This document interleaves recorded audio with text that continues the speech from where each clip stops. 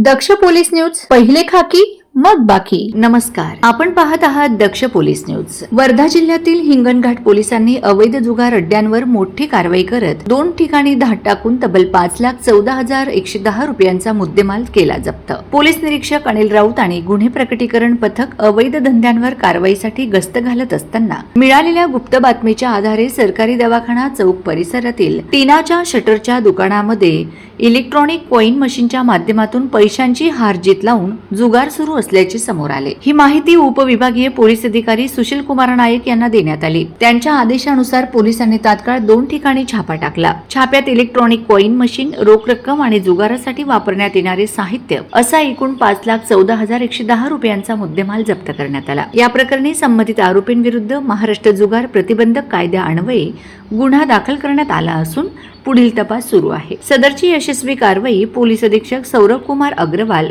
Upper police अधीक्षक सदाशिव वाघमारे, उपविभागीय police अधिकारी सुशील कुमार नायक आणि पोलीस निरीक्षक अनिल राऊत यांच्या मार्गदर्शनाखाली सहाय्यक पोलीस निरीक्षक पद्माकर मुंडे तसेच गुन्हे प्रकटीकरण पथकातील पोलीस हवालदार प्रशांत ठोंबरे, किशोर कडू, पोलीस नाईक राजेश शेंडे, पोलीस शिपाई आशिष नेवारे, मंगेश वाघमारे, रोहित साठे यांनी पार पाडले. दक्ष पोलीस न्यूज साठी केवलदास ढाले, वर्धा. अशाच ताज्या, विश्वासार्ह आणि निर्भीड बातम्यांसाठी दक्ष पोलीस न्यूज चॅनलला लाईक करा, शेअर करा आणि सबस्क्राईब करायला विसरू नका. पुन्हा भेटू एका नव्या बातमीसह. तोपर्यंत नमस्कार.